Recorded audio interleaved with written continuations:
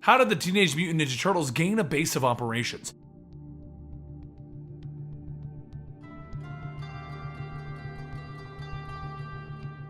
Welcome to the Complete Story Series, where I bring you trade paperbacks and single issues, and I break them down to the digestible bites to help you understand. Then I bring it dramatically back to you. All alterations to the panel sticks and images are to prevent copyright problems, and all art is owned by its respective companies. Now, we already did the new IDW Teenage Mutant Ninja Turtles Origins, and we did their first meeting with Shredder, but now it's time for you to decide if you want more. If you want this series to become an ongoing thing until we get caught up to the current issues, give this video a like. With enough likes, we're going to make it a weekly series. Now, what we're going to do today is a short story to explain the introduction of another character within the universe, and reintroduce the characters since we did the other videos a while ago. But trust me, the follow-up stories to this are insane. 14 months ago, back at StockGen Labs, two scientists were working on mutagen injections. They needed to perform more research after their original experiments went so wrong. Old Hobbs the cat and 4 turtles. This new specimen was a snapping turtle, and boy was he mean. But with a lower intensity dose, they were able to slowly mutate him so that they could run various experiments on him. 9 months ago, this new turtle was beat on, tortured, and put through psi control manipulation. They wanted a weapon.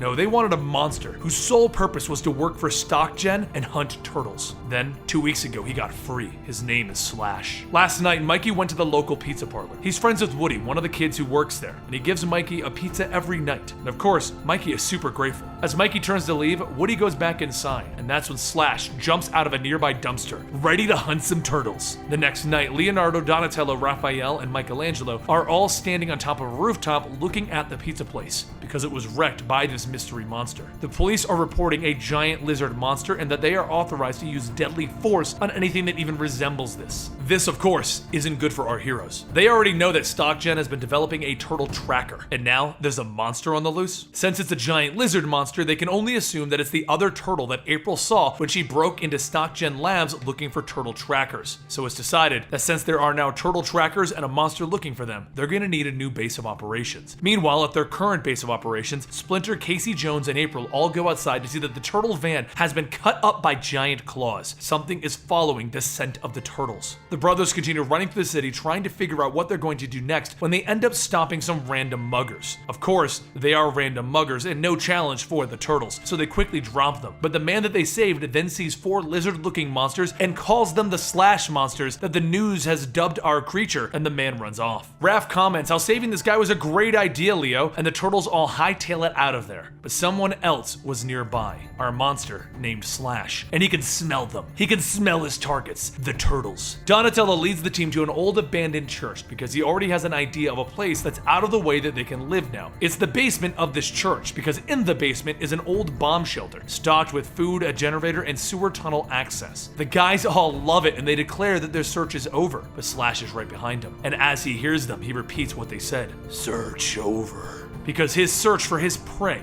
is also over. The brothers keep looking around, commenting how this is perfect, and as they look around the place, they happen across a giant snapping turtle. "What is that?" Leonardo shouts as they shine the light in Slash's face. He knocks the flashlight away, letting it hit the ground to illuminate the area, and then he knocks Mikey away from the group. Then he dodges Leo, and Donatello's bow does nothing against him. Mikey gets back up and he looks around, and that's when he finds Slash, as he's dropped Raph and Donatello and has Leo by the throat. Mikey jumps in, cracking Slash over the head, and he gets his brothers back up, but Slash isn't even close to done as he charges at them. Leo jumps over, getting a shot in at Slash's shell, but that just makes Slash even madder as he knocks Raph away. No matter what they do, it doesn't matter. Slash is overpowering them. Meanwhile, over at StockGen, something else is brewing. Krang is getting ready for a war in his home dimension, but that's a story for a future video, because right now, the turtles are trying to figure out how to stop Slash, and they have no idea, so they just keep dodging and arguing. They're debating if this thing is either from Shredder or from StockGen, because both of them want the turtles dead right now, and if they run, it won't matter because this thing will just follow them and fight again. And that's when Leo reminds them they can't just run, because if they do, they're gonna let this thing back on the city to harm innocents. They need to find a way to stop it now. So Leo tells the team to follow his lead, and he jumps on the back of Slash, getting a chokehold on him. While he's choking Slash, the rest of the team begins to beat on him again, trying their best to stop him, slow him down, confuse him, anything. And when they finally get him to the ground, he shouts out and throws them aside, knocking knocking all of them out except Leo. Slash then throws Leo across the room and he picks up Mikey prepared to kill him. But Leo grabs Slash's attention by throwing a weapon into his face and he tells him, "This has to stop!" And Slash tells him, "Turtle hunt." And Leo asks him, "What do you want?" "Kill Turtle. Pain, stop." "Please, listen to me. No one has to die. We don't want to hurt you. Really, we're from Stock Gen 2. We're just like you." And Slash hits Leo again, yelling, "Kill!" "Please, stop," Leo calls out to him. But that's when April and Casey arrive and shout, "Leo!" Slash jumps at him right at that moment and Leo turns around. "Wait, no, stop!" They roll across the ground and once they stop, Leo looks up to see that his sword is in Slash's shoulder, right between his shell. Leo sadly says, "Oh, no." Slash pulls the sword out and throws it down while tearing off his black mask. Then he jumps into the sewer to swim away, and Leo picks up his mask. "I'm sorry." The next day, the Turtles move into the new space, and everyone wonders where Mikey and Leo are. And Raph comments that Mikey is just too sensitive sometimes. Splinter stops him. "Do not speak that way of your brother. He is a kindly soul, and he has been this way for 2 lifetimes. His empathy for others is a virtue, not a flaw. He simply seeks out the goodness in others that is so innate in himself. He only wishes to love and to be loved." Mikey went back to the pizza parlor to find his friend Woody,